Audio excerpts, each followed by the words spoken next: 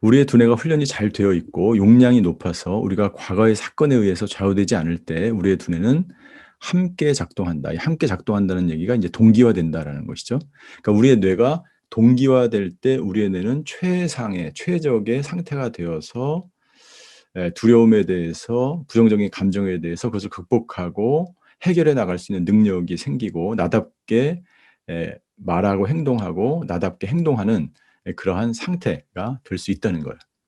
그래서 그 밑에 설명해 보시면 전문적 설명이 있죠. 그 전문적 설명해 보시면 두뇌 조절 중추에 총 4단계가 있다는 거예요. 4단계. 그러니까 하나님께서 우리 뇌에 이 4단계의 감정을 조절할 수 있는 그런 기관을 주셨어요.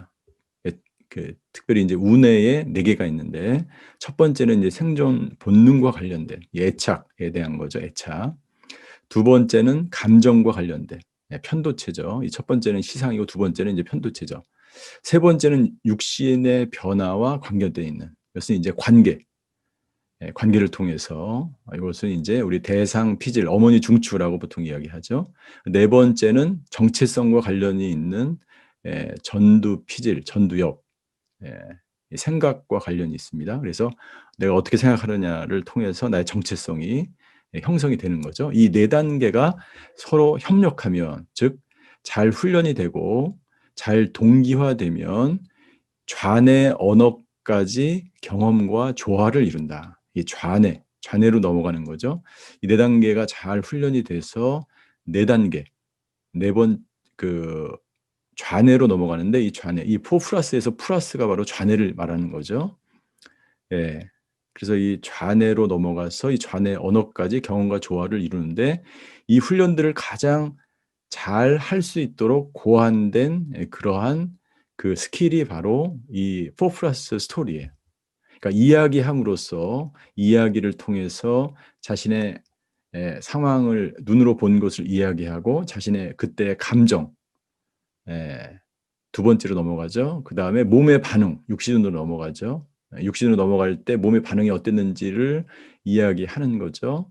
그때 그것이 어떤 부정적인 감정이었든지 기쁨이든지 감사든지 그 육신에서 일어난 반응들을 이야기함으로써 그 나의 몇 번째 3단계가 뭐라 그랬습니까? 대상 피질이죠. 그렇게 또다시 그다음에 생각으로 넘어갑니다. 생각은 이제 전두 피질, 정체성이에요. 정체성에서 이 모든 것들이 잘 훈련이 되고 조절이 되면 그다음에 플러스 좌뇌로 넘어가서 이 이야기하는 것을 통해서 우리를 최적의 내 상태로 만들면서 싱크로나이즈 된 그런 상태가 되면 나는 기쁨과 샬롬을 누리고 다른 사람과의 관계에 있어서도 굉장히 편안하게 관계를 맺으며 살아갈 수 있다라고 하는 것입니다. 자, 그렇다면 동기화가 무엇인가? 제가 강의 잠깐 보시면서 말씀드릴게요. 우리가 이제 그 스킬이 이렇게 점점 시간이 지날수록 우리가 이제 고통에 관한 문제들을 다루기 시작하는데 우리가 두 번째 통제 센터에 대해서 한번 살펴보도록 하겠습니다. 자, 동기화, 싱크로나이즈라고 할 때 이 싱크로나이즈, 동기화됐다라고 하는 것은 다른 사람과 올바른 사고를 공유하는 것입니다. 다른 사람과 올바른 사고를 공유하는 거예요. 그리고 적절한 강도와 양과 시기를 서로 맞추는 거예요. 예. 그래서 조율하는 것과 같은 거죠. 넘치지 않고 내 감정이 너무 오버되지 않고 또 너무 내 감정이 그 축소되지 않고 적절하게 다른 사람과 공유된 상태. 그래서 동기화를 이제 동시적 상호 교류라고 보통 이야기를 하죠. 이때 뇌가 조화롭게 작동하는 그 상태. 그리고 이 동기화, 이것은 기쁨과 평안을 쉼을 통해서 안식을 통해서 계속해서 훈련이 된다는 것입니다. 우리가 동기화되지 않으면 어떻게 될까요? 동기화되지 않으면 말씀드린 이 감정과 관계를 맺는 것과 자기 정체성과 그리고 생존에 관한 것들이 전부 다 정상적인 방법으로 협업이 안 되기 때문에 이 정상적으로 다른 사람과 관계를 맺고 또 자기 스스로 자기답게 행동하는 것을 잊어버리게 되죠. 그래서 이 동시적 상호 교류가 이 관계기술 훈련에서 굉장히 중요하고, 이 동시적 상호 교류를 이루는 훈련을 저희가 계속 하는 것이고, 또 이 동시적 상호 교류를 이루는 가장 좋은 스킬 중에 하나가 4 플러스 스토리다, 이렇게 생각할 수가 있습니다. 이렇게 말할 수가 있습니다. 그래서 이 그림은 우리가 너무 자주 본 그림이죠. 1단계 조절센터, 이 정중앙에 있죠. 그리고 2단계, 그리고 3단계 어머니, 중추, 4단계가 이쪽에 자리하고 있죠. 자, 각 단계를 잠깐만 살펴보면 이렇습니다. 1단계를 우리가 애착센터라고 이야기하죠. 자, 1단계 레벨, 그러면 무조건 애착이 떠올려야 합니다. 우리 여기서 애착의 고통을 여기서 느끼는 거죠. 만약에 애착의 고통이나 혹은 트라우마가 있게 되면 좌뇌와 우뇌가 서로 소통하지 못하게 됩니다. 좌뇌와 우뇌가 서로 소통하지 못하게 됩니다. 여기서 도파민이라는 그 뇌 화학 물질이 분비가 되죠. 2단계는 편도체가 있는 것인데, 이것은 감정과 관계가 있다고 그랬죠. 우리가 이 2단계 이 조절센터가 잘 조절이 되지 않고 훈련이 되지 않으면 이 우리의 그 감정, 두려움에 기초한 사고가 그 지배하게 되는 것이죠. 여기서 이제 코르티졸, 스트레스 호르몬이 여기서 분비된다 라고 하는 것입니다. 3단계는 관계와 관련이 있습니다. 어머니 중추, 관계와 관련이 있습니다. 여기서는 이제 이 조절이 되지 않으면 어떻게 됩니까? 이 3단계가 잘 조절이 되고 3단계 훈련을 잘 받지 못하게 되면 어떻게 됩니까? 모든 관계를 다 끊어버리려고 하죠. 모두가 다 두려운 대상이고, 혹은 모두가 다 나를 힘들게 하는 그런 상대들, 이런 것으로 생각되어지기 때문에 다 끊어버리는 거죠. 이 3단계에서 이제 세로토닌이 분비되고 조절된다라고 하는 것입니다. 그리고 4단계 마지막은 정체성. 정체성에 관련되죠. 생각과 관련된 그러한 조절센터입니다. 여기서 이제 이것이 잘 훈련이 되지 않으면 어떻게 됩니까? 자기 자신처럼 행동할 수 없게 되는 것입니다. 자기 자신처럼 acting like myself, 나답게 행동할 수 없는 거죠. 그래서 이 각각의 레벨들을 잘 우리가 훈련에 지금 들어가 있는 거예요. 그리고 이 각각의 훈련이 잘 훈련되었을 때 이것을 동기화되었다. 우리 뇌가, 그리고 내 정체성이, 그리고 나라고 하는 한 인격체가 동시적 상호 교류를 이루면서 잘 내 뇌가 동기화 이루고 있기 때문에 다른 사람과도 잘 동기화를 맺으면서 유대관계를 맺을 수 있다라고 하는 것이죠. 이 각각의 단계는 이런 질문들을 자주 합니다. 이 애착의 단계, 이 레벨에서는 나는 혼자인가, 나는 다른 사람과 관계를 맺고 있는가, 이런 것에 대한 질문을 끊임없이 합니다. 나는 혼자야, 나는 외로워, 나는 우울해, 막 이런 생각들을 막 계속해서 질문을 하게 되는 거죠. 2단계에서는 우리가 잘 배웠죠. 좋은가, 이건 무의식적으로 일어나는 거예요. 1, 2단계까지는 무의식적으로 바로 일어나는 그러한 생각들이죠. 질문들이죠. 이것이 나에게 좋은가, 나쁜가, 두려운가. 이것은 0.024초 만에 바로 캐치가 된다 그래요. 저기 멀리서 내가 기어하는 강아지가 뛰어와요. 이거는 뭐예요? 이건 두려운 거예요? 두려운 게 아니죠. 나쁜 게요? 나쁜 게 아니죠. 이것은 내가 좋아하고 나와 함께하는, 나를 반겨주는 강아지구나. 굿, 좋아요. 그런데 멀리서 이 산에서 호랑이가 한 마리 뛰어서 나한테 다가옵니다. 그러면은 어때요? 순간 나는 판단을 내리죠. 이건 두려운 거야. 이건 나쁜 거야. 도망치기 시작하죠. 이게 이제 본능적으로 작동이 되고 무의식적으로 작동이 된다는 거죠. 세 번째 단계, 이건 관계와 관련이 있죠. 누가 나를 좀 도와주세요. 어려운 상황에 있습니다. 계속해서 이 3단계는 관계를 끊어버리려고 하죠. 그래서 누군가 나는 관계를 맺어야 되는데 홀로 돼 있어요. 누가 좀 도와주세요. 이런 질문들을 계속 하는 거죠. 4단계는 정체성이라고 말씀드렸습니다. 지금 나는 무엇을 해야 되는가? 어떤 사람인가? 어떤 사람이 되어야 하는가? 이런 끊임없는 질문을 4단계에서 하게 되는 거죠. 그래서 각각의 단계를 우리가 이 레벨, 이 조절 훈련을 할 때에 필요한 게 있는데, 1단계를 위해서는 애착을 느낄 수 있는 깊은 유대관계를 형성하고 있어야 합니다. 그래서 제가 여러 번 말씀드리지만 하나님과의 깊은 유대관계뿐만 아니라 다른 사람과의 깊은 유대관계도 동시에 필요합니다. 수직적으로는 하나님과 유대관계를, 그리고 수평적으로는 다른 사람과의 깊은 유대관계를 형성하고 있는 상태에 있는 것이 이 1단계 조절센터에 굉장히 좋다는 거죠. 쉽게 그럼 동기화 되겠죠. 쉽게 다른 사람과 유대관계를 맺을 수 있겠죠. 두 번째 단계는 감정의 뇌라 그랬죠. 이 감정의 뇌는 그 역량이라고 되어 있는데 이제 용량이라고 얘기할 수 있겠죠. 기쁨의 용량, 관계의 용량 이런 것들이 높고 두려움이 없는 그러한 상태의 뇌가 될 때 2단계가 잘 통제되고 잘 훈련되었다라고 말씀드릴 수가 있죠. 3단계는 관계적으로 훈련 잘 되어 있는데 이 스킬 하나하나를 통해서 우리 실생활에서 반복적으로 이 훈련을 연습하게 되면 자동적으로 이 관계적으로 훈련된 뇌가 될 수 있겠죠. 4단계. 4단계는 이제 정체성에 관한 것입니다. 이제 나는 누구인가를 이야기할 때 절대로 혼자서는 절대로 내가 누구인지를 알 수가 없습니다. 인간은 끊임없이 다른 사람과 교류하고 공동체 안에서 힘들고 어렵고 고통스러울지라도 서로 치고받을지라도 서로 부딪히면서 혹은 기쁨을 누리면서 혹은 샬롬을 누리면서 공동체 내에서 서로 도움을 주고받을 때 자기가 누구인지를 스스로 알게 된다는 것이죠. 자, 그래서 2단계 통제센터를 다시 이제 살펴보면 이 2단계 통제센터는 그림에서 보여준 것처럼 그 피질 안에 그 안에 깊숙이 1단계, 2단계 다 같이 그렇게 있기 때문에 의식 세계 아래에 있고 의식의 지배를 받지 않고 선택을 통해서 바꿀 수 없는 거. 이거는 그냥 바로 자동적으로 내가 판단하고 자동적으로 무의식적으로 내가 반응하는 그러한 피질 하부에 있다.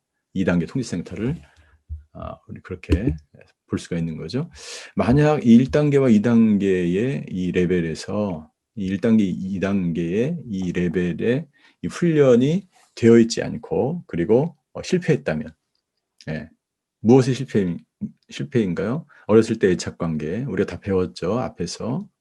그리고 감정을 조절하는 거, 빨리 기쁨으로 돌아가는 것 이런 조절들 이런 것들이 실패한 상태로 지금까지 쭉 자라왔다면 다음과 같은 현상이 나타나는 거죠. 다음과 같은 그 내용을 우리가 살펴볼 수가 있습니다. 의지의 수준 아래서 일어나는 일이기 때문에 상대방을 이용하는 일이 발생할 수 있어요. 나도 모르게 무의식적으로. 그리고 이런 사람들에게는 매우 성숙한 공동체가 필요합니다. 성숙한 공동체 안에 이 사람이 보호를 받으면서 성장할 수 있어야 돼. 라이프 모델의 가장 큰 원리 중에 하나는 이 다세대 공동체죠. 이 다세대 공동체 안에서 강한 사람과 약한 사람이 서로 교류하는 공동체, 특별히 성숙한 공동체가 이 사람에게는 필요합니다. 왜냐하면 이 사람은 매우 파괴적이고 성적이고 공격적이고 지능적으로 자기가 이익을 자기가 그 행동하고 말할 수 있기 때문에 이 사람에게 이 성숙한 공동체가 필요하고 관계의 불화나 또 고소를 하거나 당하거나 이런 일들이 일어날 수 있다는 거죠. 따라서 은혜와 강한 정체성, 강한 공동체가 이 사람에게는 1, 2단계에 실패한 그런 뇌 상태에 있는 사람들에게 필요하다고 볼 수 있겠죠. 이 두 개가 바로 무의식의 단계고 이 두 개가 바로 이제 의식의 단계로 넘어가는 게 되겠죠. 그래서 2단계 통제센터는 이제 편도체에 놓여져 있고 생후 2개월까지 이 안에서 이런 조절, 이런 이 생후 2개월까지 편도체가 자라난다는 것이죠. 자라난다는 것이죠. 그래서 계속 이러한 감정들이 성장하면서 무의식적으로 좋다, 나쁘다, 무섭다, 굿, bad, scare 이 세 가지 상태를 자기도 모르는 사이에 무의식적으로 느끼고 또 반응을 한다는 것이죠.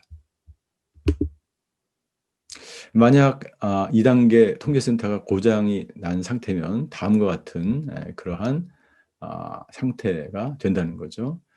고장난 2단계 통계센터, 이 뇌 고장난 2단계 센터가 된다면 셀프 너처링, 셀프 서빙, 셀프 레퍼런스.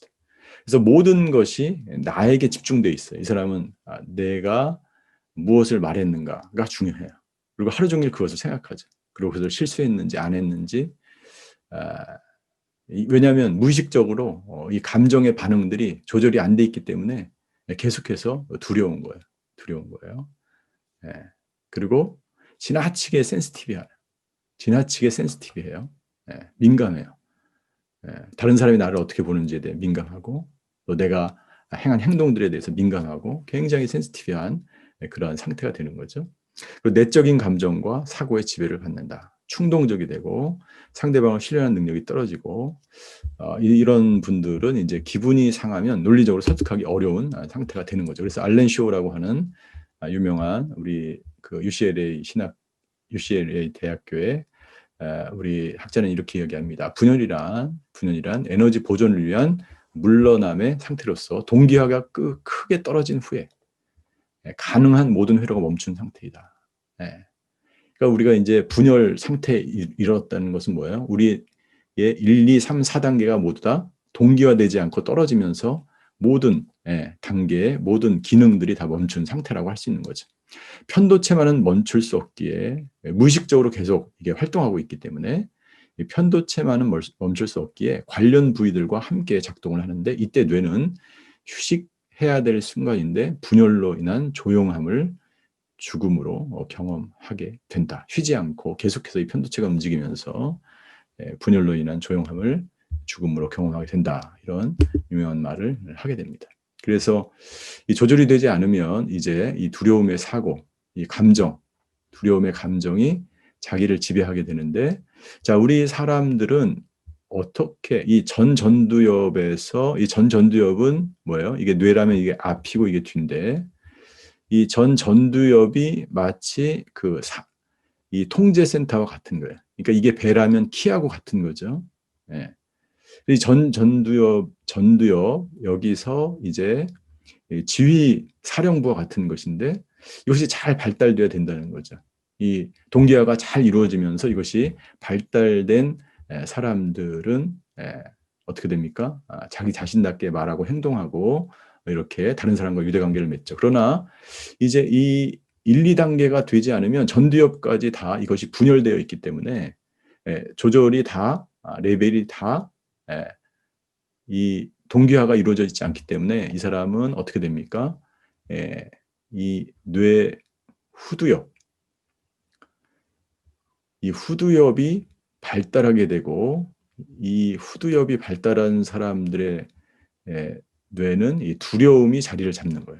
그러니까 두려움이 fear가 굉장히 많은 사람들, 이런 사람들은 뇌가 뒤에 후두엽에서 활동을 하게 되고 그리고 이 기쁨이 많은 사람, 다른 사람과 유대관계를 잘 맺으면서 훈련이 되어 있는 사람은 이 전두엽으로 활동을 하게 된다는 것입니다. 그래서 두려움에 기초한 정체성을 이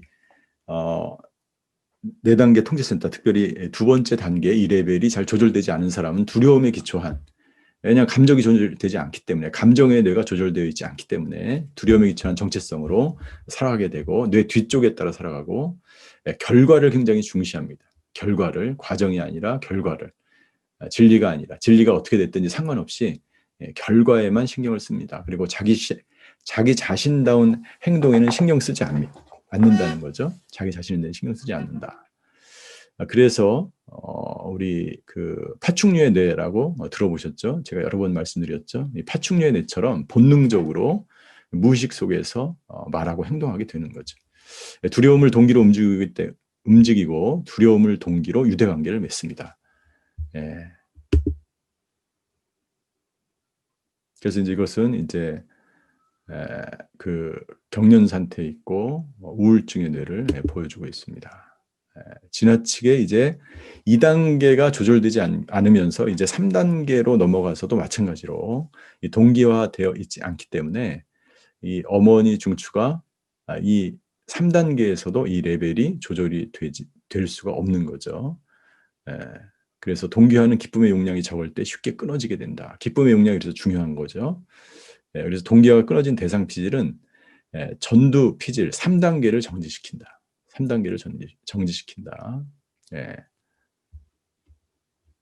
뇌는 잠잠한 상태가 아니라 격렬하게 반응하는 상태이며 활동이 멈추게 된다. 그래서 2단계에 도움이 되지 않는 것은 두려움이라고 하는 감정들이에요. 두려움. 그래서 내가 잠잠함에 대한 두려움, 혼자 있는 것을 너무 고통스러워하는 사람들도 있죠. 그리고 친밀함에 대한 두려움, 내가 방치되었다고 하는 두려움, 내가 제한되었다고 하는 두려움, 이런 것들이 이제 2단계는 별로 도움이 되지 않는다고 하는 것이죠.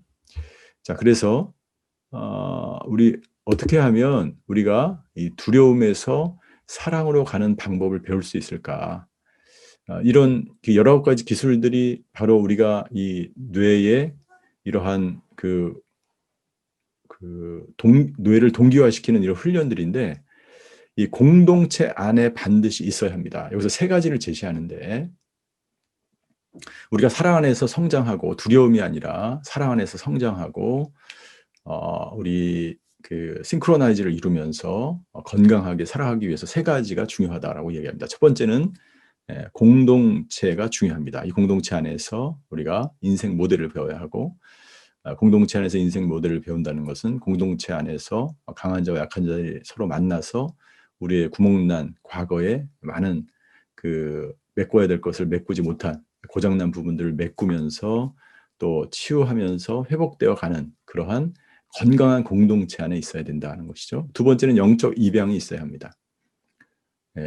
그래서 나보다 더 관계의 용량이 큰 사람, 기쁨의 용량이 큰 사람, 멘토라고 얘기할 수 있겠죠. 그런 사람에게 내가 입양이 되고, 또 그런 사람들은 나보다 믿음이 연약한 사람을 입양해서 같이 함께 이 영적인 가족 공동체를 누려야 된다라고 하는 것이죠. 그리고 3번째, 자기의 성숙의 수준을 파악하고 점점 성숙한 그러한 방향으로 성장해 나가야 된다라고 하는 것입니다. 그래서 지금까지 이제 동기화란 무엇인가를 살펴보았고, 또 이 포프라 스토리가 그래서 굉장히 중요한 것이 뭐냐면, 어떻게 동기화를 이룰 것인가, 바로 이 포프라 스토리가 동기화를 이룰 수 있는 가장 좋은 방법으로 고안된 그런 스킬이라고 할 수 있습니다. 그래서 이 이야기를 통해서 우리 각각의 단계를 조절하는 그런 훈련을 저희가 하게 되는 것이죠. 자, 그러면은 저희들 지금 여기 엑서사이즈로 바로 들어가겠는데요. 엑서사이즈 우리 39페이지에 7.2를 하겠습니다. 포프라 스토리 많이 해보셨을 것 같은데요. 특별히 우리 스토리 오브 마이 데이라고 되어 있는데 40페이지에 보면 특별히 저희들 우리 이 시트를 제가 한 번만 더 설명을 드리도록 하겠습니다. 자, 그래서 우리 파트너와 함께 항상 이것을 쓰는 훈련을 여러 번 우리가 해야 되는데요. 첫 번째, 우리 먼저 체크리스트를 한번 보겠습니다. 40페이지 제일 위에 체크리스트. 이야기는 적당의 느낌의 수준이고 너무 강렬하지 않는다. 그러니까 여기서는 3단계에서는 그런 걸 할 거예요. 그러니까 2단계까지는 그냥 적당하게. 지금 이 페이지가 맞나요? 페이지 틀리죠? 네, 목사님 페이지 틀려요. 그렇죠. 몇 페이지예요? 엑서사이즈 7.2는 55페이지에 있긴 한데, 네, 맞아요. 55, 56페이지입니다. 네네네네. 거기에 보면은 포플러 스토리 시트가 있죠. 네. 네네. 그 포플러 시트를 거기 무슨 스토리로 돼 있어요? 조이풀 스토리. 네네. 조이풀 스토리. 그래서 이 시트는 거의 다 똑같고요. 거기에 목차에 6가지 감정이 계속 바뀌어서 나오는 거예요. 6가지 감정이. 그래서 체크리스트는 다 똑같습니다. 그래서 처음부터 너무 강렬하게 이렇게 포플러 스토리 이 감정을 나누시지 않아도 돼요. 그러나 이제 본훈련에 가면 우리 이제 좀 이따도 하겠지만은 6가지 감정에 대해서 반복적으로 계속해서 나눕니다. 반복해서. 두 번째, 이 이야기를 전에 말한 적이 있다. 말한 적이 있어도 되고 없어도 돼요. 그거는 그냥 체크를 하세요. 이 이야기를 하면서 나 자신을 하셔야 합니다. 왜냐하면 얘기하다가 오히려 감정이 더 안 좋아질 수 있어요. 얘기하는데 더 수치심을 느끼거나, 예를 들어서 이제 DTS 훈련이나 공동체 훈련 가면 이제 자기의 QQ나 이제 그런 막 스토리를 얘기하는 시간이 있어요. 그래서 너무 자기의 수치심을 드러내는 얘기를 한꺼번에 다 얘기하면 오히려 감정을 자기가 조절할 수 없게 되죠. 그걸 듣는 사람도 조절할 수 없어요. 그러니까 너무 강렬한 그런 얘기나 나 자신을 보호해야 되는 그러한 상태임에도 불구하고 너무 강하게 이렇게 얘기하지 않는 것이 좋다. 이야기는 그러면 언제 이런 이야기를 하느냐? 언제? 예, 3단계 가서 조금씩 하면서 임마누엘 힐링이 있어요. 나중에 임마누엘 라이프 스타일로 살아가는 거. 그래서 임마누엘 일기 쓰고 이렇게 하는데 나중에 임마누엘 힐링 단계에 가면 그 작업을 하는 거예요. 그래서 이 최근의 회복 사역은요. 과거는 뭐 그냥 큐큐하고 자기를 오픈니스 하면서 막 치유하고 막 이렇게 시작되지만 그것이 금방 자신도 수치심을 느끼고 DTS 막 그렇게 하면서 수치심 때문에 DTS 훈련에 안 나고 뭐 이런 사람 많이 있잖아요. 그러니까 이 최근의 회복사의 방법은 이 기쁨의 용량, 관계 용량을 늘려준 다음에 마지막에 그걸 합니다. 마지막에. 나에 대한 이야기고 그리고 특정 감정과 느낌을 표현해야 합니다. 그래서 첫 번째 간단한 상황을 설명하고 6번, 7번 감정을 묘사하는 단어를 반드시 쓰셔야 하고 8번 몸의 반응을 반드시 쓰셔야 하고 9번 나답게 행동하는 것을 어떻게 내가 보여줬는지 혹은 기쁨의 스토리니까 뭐 나답게 행동하거나 이런 게 없을 수 있지만 그때 나답게 행동하지 않았다면 내가 그 어떻게 하는 것이 나답게 행동하는 것인지 이게 이제 마지막 정체성을 자기가 표현하게 되는 것이죠. 자, 이것을 한 다음에 이따 나눠서 이제 소그룹을 할 때는 파트너와 이것을 얘기할 때는 이제 여기에 상대방 파트너가 이 밑에 있는 체크리스트를 또 해주는 거예요. 그래서 진실한 감정으로 보여줬는지 그리고 상대방과 계속 눈을 맞췄는지 감정을 표현하는 단어를 썼는지 그리고 몸의 반응에 대한 단어를 사용했는지 그리고 나의 이야기인지 그리고 이야기를 간결하게 유지했는지 그래서 지금 2단계로 들어가시면 약 3분 정도의 이것을 끝내야 돼요. 말하는 것을. 자, 여기까지.